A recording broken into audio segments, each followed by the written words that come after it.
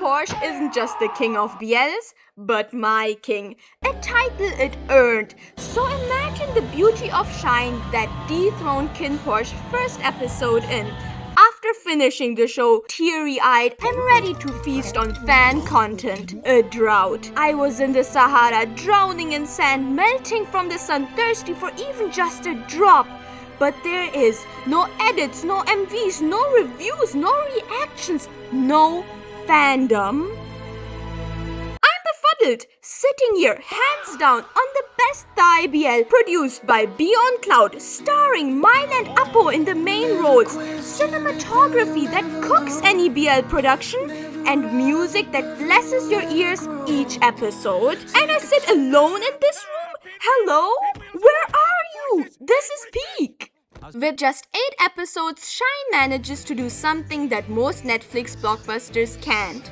A satisfying conclusion. It's not set out to be a money cow with lots of seasons or spin-offs. No, this is a straight line of cocaine. Once it's over, it's over. It's manufactured for an audience that is deeply romantic yet can't resist a good tragedy. Us, guys. I'm talking about us. Alert, alert. I just got intel that it's been released on Netflix, in case you've been wondering where to watch. But first, let me tell you why to watch. We got a semi-corrupt colonel and a nosy journalist. Our nosy journalist can't help but call out corruption when he sees it and repeatedly critiques the army and even our colonel to his face. Now comes the twist. Both of them write the newspaper under pen names, talking about little things, songs, books and poems, yada yada. And they keep clashing in the columns, debating everything and eventually what love should be. The whole scene is long, so I'll give a heavily cut down exchange. The journalist argues, love requires courage. If you hide behind words forever,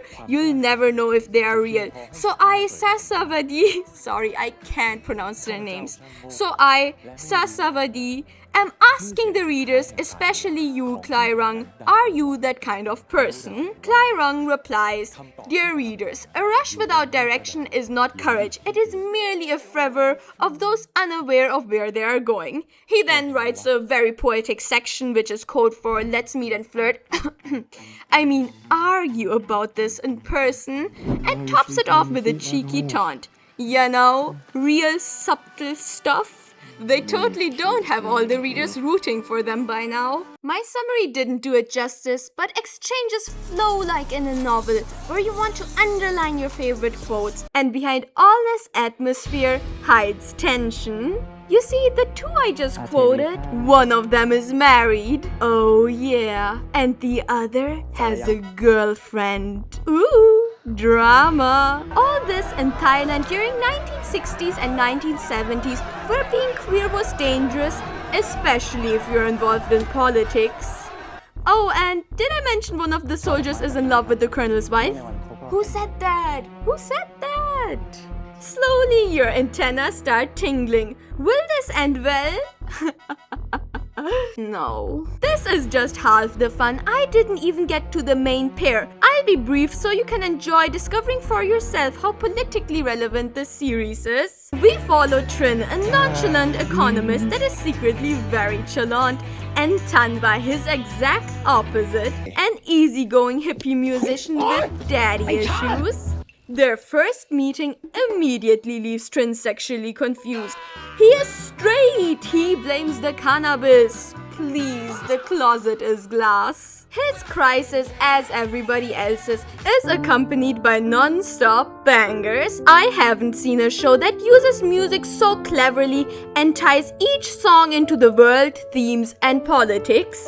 The song Far Side of the Moon isn't just the thesis of the story, but also a critique of the issues in their society, and also written and sung by Tanva, at least in the show. Am I in Love is the song that furthers the debate in the newspaper between Sasavadi and Klairang, which ends in their first meetup. Dawn straight up calls out how the government tries to silence any protest, which is a very important plotline that I let you raw dog. Last time I was having this much fun, somebody ended up watching Banana Fish. So why is no one talking about it? A marketing issue. Boys kissing isn't the goal, just the cherry on top. And I think the writers were aware of this. The show had the potential to grip an audience outside of the BL market since it's a political drama with a beautiful romance. So why didn't it? Let's look at Kin Porsche, a plot and romance-heavy show that became a cult classic. They knew they were trying to sell a Thai BL to the BL audience.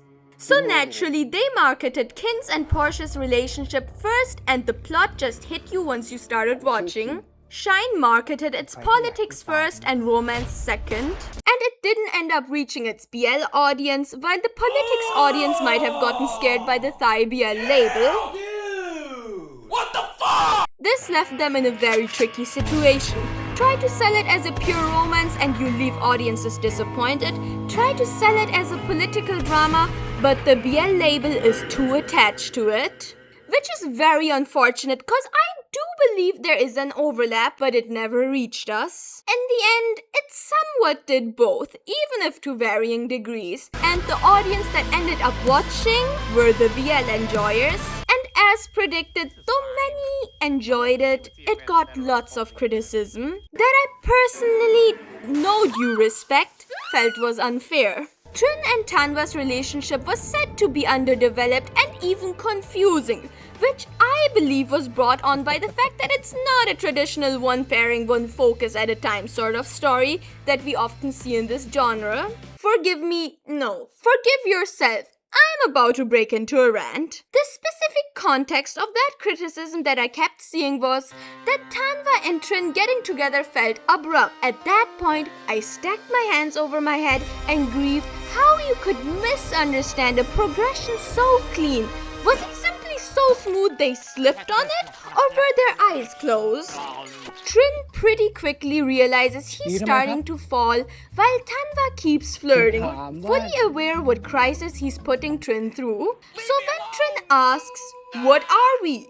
it's a valid question, one Tanva wasn't ready to commit to yet, hence tension that they end up working through, and it's done so full of heart. That's the last thing I had to get off my chest. Thanks for listening. Stick around, I've got deranged Otolame guides, golden kamui, and obey me rants. Next time might just be Kin Porsche compared to its books. Live, laugh, love, yaoi.